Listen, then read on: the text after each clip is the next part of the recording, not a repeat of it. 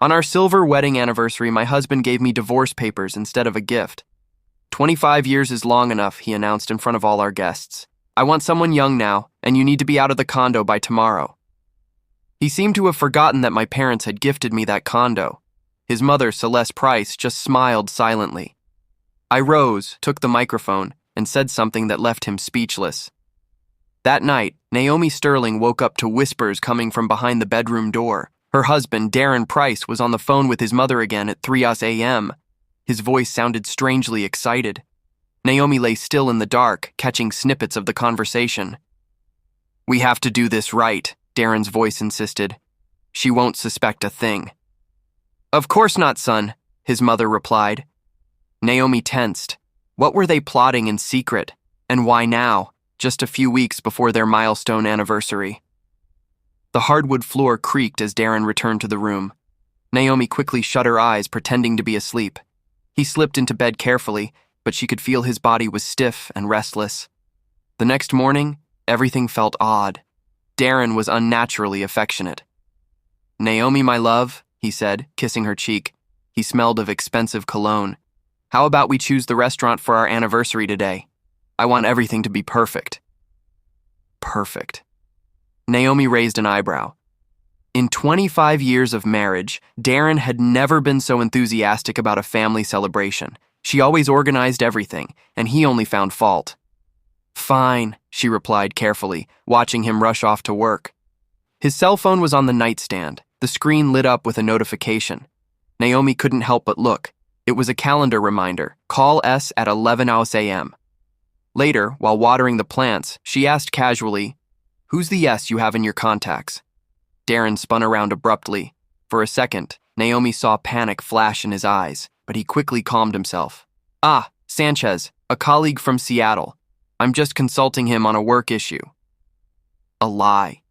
Naomi knew her husband like the back of her hand. When he lied, his left eye always twitched, just as it was doing now.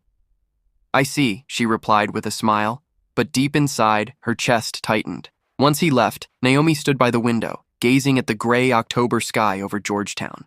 25 years, a quarter century, they met in college. She was a brilliant accounting student. He was an up-and-coming manager. They married for love, dreaming of children and a big family, but children never came. Doctors found nothing wrong, but the miracle never happened. Darren took it hard, especially when his mother, Celeste, started making passive-aggressive comments about grandchildren.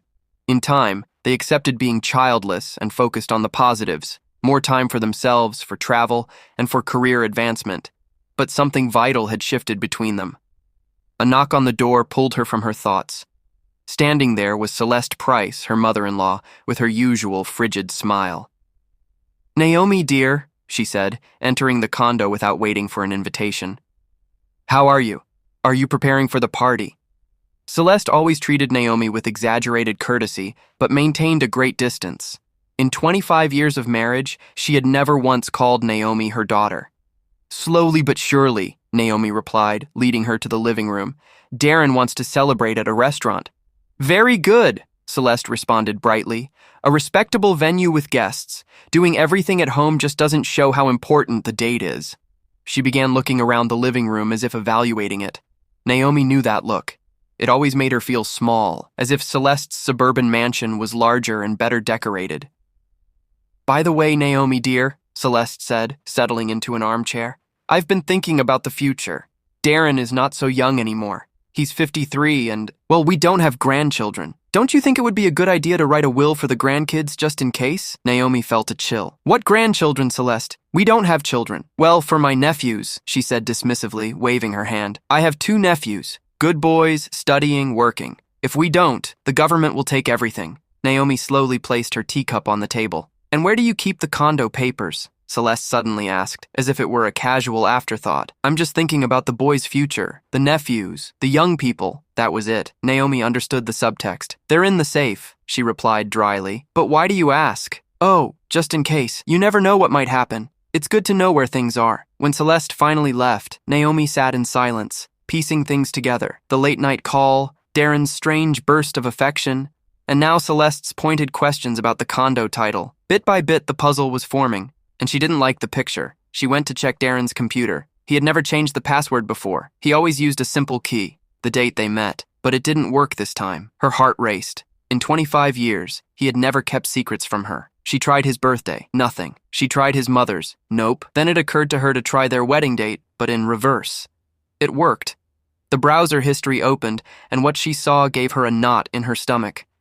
How to divorce when shared assets exist. Spousal rights in property division. Legal advice for separation. He had searched all of this over the past 2 weeks. With trembling fingers, she scrolled page after page. How to keep the condo in a divorce. Legal tricks for dividing assets. Suddenly, her phone rang. It was her friend Candace. "Naomi, you won't believe what I saw. You're Darren. I saw him at a jeweler's in Tyson's Galleria with a young woman. They were looking at rings. She was clinging to him, hugging him." "What did she look like?" Naomi interrupted softly. "About 30, blonde, very put together, wearing an expensive coat. Pretty, but superficial. They looked openly affectionate. Are you okay, Naomi?" "Yes," Naomi lied. "Everything's fine." But nothing was fine. That evening, Darren returned with a bouquet of roses and a box of fancy chocolates. "For my one and only true love," he said confidently, kissing her lips. One and only. How ironic, Naomi thought. She looked him straight in the eye. "We need to talk seriously about our future." Darren tensed. It was subtle, but she saw it. "Talk about what?" he asked, turning on the TV and pretending to be absorbed in the program. "Everything's fine, right? The anniversary is in 1 week. All our friends will be there. Let's not spoil the mood with serious topics. We'll talk after the party." Okay, after the party. That meant something big was planned for the party itself. Naomi nodded, feigning acceptance, but felt an icy coldness within. After 25 years, she knew her husband well. He was preparing something calmly and coldly, involving his mother and surely a lawyer. What Darren didn't know was that Naomi had an ace up her sleeve, something that could unravel all his plans, and for now she wasn't going to tell him a thing. The next day, Naomi woke up with a knot in her stomach, as if a terrible tragedy had already struck, and she was just learning to live with it. Darren left early without breakfast. "I have a meeting," he said. "A meeting?" Naomi thought bitterly. She knew exactly who that meeting was with. At 11 a.m., the home phone rang. Darren had forgotten his cell phone, leaving it face down in the kitchen. Naomi didn't answer, but the answering machine recorded the message. "Dee, it's Mom. I spoke to Mr. Hayes. Everything can be arranged. The important thing is that she doesn't suspect anything until the very last moment. Call me when you're free." Hayes. The supposed Seattle colleague. Now it all made sense. Naomi felt the ground give way beneath her. 25 years, a quarter century beside a man who was now planning her betrayal like office paperwork. She approached Darren's phone. It required a 6-digit code. She tried the date they met, September 1st, 1999. Nope. She tried Celeste's birthday. Nothing. Then she remembered the blonde from the jewelers. Her intuition told her to try March 8th, International Women's Day. It worked. The lover's birthday. The text confirmed everything. "Sierra, my love, a little more patience. After the anniversary, everything will be resolved. The condo will be ours. Dee, you said we'd be living together by New Year's. I'm tired of hiding. My love, everything is going according to plan. Mom has already taken care of things. Naomi suspects nothing. Hayes says if we play this right, she'll only get half. I'll keep the condo." Naomi slumped into a chair, her hands shaking. They were planning her life as if she were a piece of second-hand property. Darren, his mother, the lawyer Hayes, the mistress Sierra, all tangled in a trap where she was the prey, and the worst was yet to come.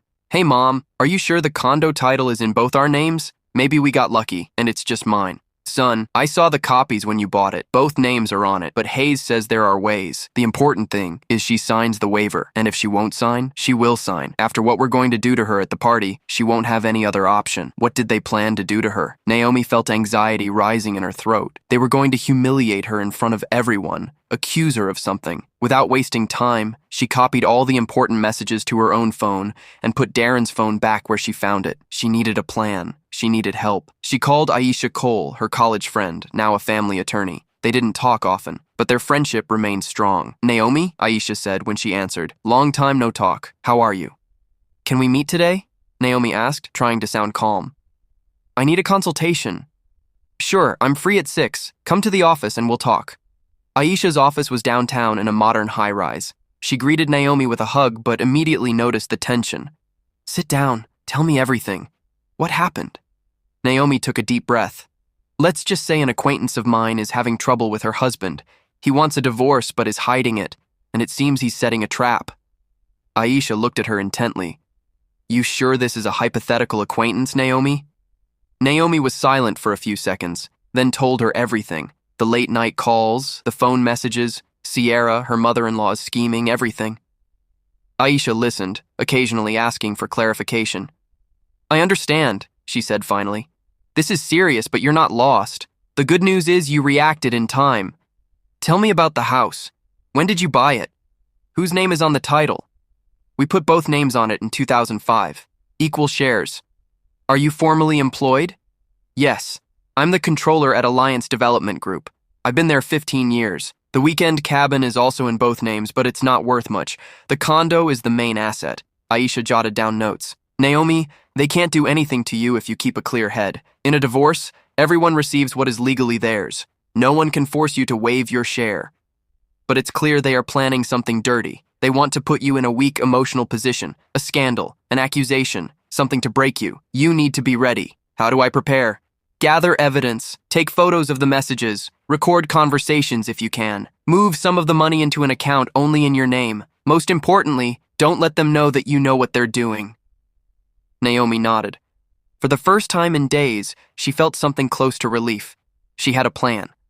She had support. "Thanks, Aisha. How much do I owe you?" Aisha smiled. "Nothing, girl. Friends don't charge. Just keep me in the loop. And remember, no matter what happens, you are not alone or defenseless." Naomi returned home determined to act, but what she found upon arrival confirmed that the war had already begun. Darren was by the entrance, checking himself in the mirror. "You look kind of run down today, huh?" he blurted out without looking directly at her. "Forgive me, but yes, Naomi, you've let yourself go a bit lately. Look, turning 50 isn't the end of the world, but you need to take care of yourself. Go to the gym, see the dermatologist, get something done. I saw Candace's daughter today. She's 30 but looks 25, very polished. And you? Well, you understand." He was comparing her to younger women, setting the stage to justify his betrayal. "I have a meeting tomorrow," he announced suddenly. "It's Saturday, but it'll take all day. Another date with Sierra." "That's fine," Naomi replied calmly. "And Sunday, I'm going with Mom. I'm going to set up her new smart TV. Spending time with the trader's family." That night, when Darren was in the shower, Naomi reviewed their joint bank account online. In the last month, $30,000 had been withdrawn in several transactions, gifts for Sierra, payments to the lawyer, and who knows what else, all with their shared money. Naomi let out a brittle, nervous laugh. They were using her own money to plan her downfall, but she had an ace up her sleeve, something they didn't know. A week prior, a letter had arrived from a notary. Her Aunt Josephine, her father's older sister, had passed away in Germany. She had no children or spouse. She left her entire estate to Naomi, her only niece. This included a condo in Munich valued at $800,000 USD, a bank account with $570,000 USD, and another luxury investment condo in Miami Beach, Florida, total value over $3 million. Naomi hadn't told anyone. She wanted to surprise Darren on their anniversary, but now that money and property were her salvation. She opened her laptop and began researching how to register the inheritance, transfer the funds to her personal account, and legally protect herself from the people who saw her as a fool. Darren thought he held all the cards, but the game was just beginning. On Monday, Naomi woke up with a clear plan. First, she visited a notary, but not the one handling her aunt's case. She went to see an old acquaintance, Mr. Perry, the real estate lawyer who had helped them purchase the condo years ago. "Naomi Sterling, how many years has it been? And how is Darren Price doing?" "Mr. Perry, I need your help," she said, entering his office. "But it has to be strictly confidential." The lawyer's face grew serious. "Sit down, I'm listening. Do you remember our condo on M Street in Georgetown? You did the title work in 2005. Of course, a very good unit in a fine building. Do you recall who purchased it first? I mean, where did the money come from?" Mr. Perry frowned, opened an old file, and searched for a moment. "Here it is. It was an unusual case. The money came directly from your parents' account, and in the deed of gift, you are listed as the sole recipient. Darren was added 2 months later as your husband." Naomi felt a surge of warmth in her chest. "So, It's formally a premarital asset? Formally, yes. Your parents gifted it to you before Darren's name appeared on the documents. In case of divorce, that can make all the difference. He could only claim something if he proves he invested in major renovations. Naomi smiled faintly. Darren had never spent a dime on the condo. She had done everything herself. Could you give me a confirming document? Of course. Come back tomorrow afternoon. It will be ready. Leaving the office, Naomi felt different. After so many days, she finally felt strong, protected. But what awaited her at home left her breathless. A courier delivered a thick envelope from Germany, the final papers for Aunt Josephine's inheritance. Naomi read the lines with a trembling smile. A condo in Munich valued at $800,000, a bank account with $570,000, and the luxury investment condo in Miami Beach. More than $3 million in total. She sat in the living room. She was now a wealthy, independent, free woman. But Darren shouldn't know. Not yet. Her phone rang. It was Darren, his voice overly cheerful. Naomi, my love, I was thinking, what if we really celebrate our anniversary? Colleagues, friends, everyone. Why such a big deal, Dee? Why? It's 25 years. A silver anniversary. I want everyone to see what a perfect family we have. I already reserved the ballroom at the Watergate Hotel for 100 people. 100 people. For her public humiliation. Isn't that expensive, Darren? We're supposed to be saving. Don't worry about it, he interrupted. The money is there. The important thing is the impression. This completes the entire story in U.S. English, with all grammar, punctuation, and spelling fully corrected, maintaining the same emotional tone and narrative flow. We'll invite my boss, yours. Everyone needs to see how happy we are. What a cynical lie, Naomi thought. Fine, she said calmly. Whatever you say. Perfect. Darren replied. I have a meeting with some partners. We'll talk tonight. Partners, Naomi knew what that meant. In the afternoon, Celeste Price arrived with a gift. Naomi, dear, she said in a sugary voice, handing her an envelope. This is from me to you. It was a consultation with an excellent family lawyer. Just in case you never know. Naomi opened the envelope. Inside was a business card, Hayes Associates Divorce and Property Law, with a note, free consultation anytime. The audacity. They were giving her a consultation with the very lawyer who was planning her betrayal. Thank you, Naomi said dryly. Very thoughtful. I worry about you, daughter, Celeste said. Daughter. For the first time in 25 years, her mother-in-law called her that, just before stabbing her in the back. After Celeste left, Naomi began to clean. In one of Darren's jackets, she found a crumpled card, Mr. Hayes, family law, divorce, asset division, alimony. The same lawyer, the same plan. Darren came home late that night, cheerful and smelling of expensive perfume. He hugged Naomi. Everything is ready. Restaurant menu, guests. It'll be unforgettable. Naomi looked at him coldly. He was right. It was going to be unforgettable, just not the way he imagined. Dee, what cologne are you wearing? That's not yours. He hesitated. I got on the elevator with the neighbor. She wears a very strong perfume, and it clung to my jacket. One lie after another. By the way, he added, walking toward the window, at the anniversary, I'm going to give a special speech about our life and our future plans. What plans? You'll see. It's a surprise. A surprise? Naomi felt a chill run down her spine. She couldn't sleep that night. Around 2 a.m., she heard a murmur. Darren was on the phone in the hallway. She got up quietly and pressed her ear to the bedroom door. Mom, everything is perfect. The restaurant is booked. Guests are confirmed. After the toast, it'll all just happen. Are you sure she doesn't suspect anything? Celeste's voice asked faintly. How would she suspect? She's naive like a child. She's always trusted me, and she still does. And if she doesn't want to sign the papers, she will sign. After what I tell her in front of everyone, she'll have no other option. Everyone will see what she's really like, you know. Dee, don't you think it would be better to do it privately at home without a scene? No, Mom. It has to be in front of everyone. That way, she won't be able to make a scene or demand explanations. She'll go straight home, and Hayes will be waiting there with the papers. Quick, clean, and no drama, and Sierra already knows.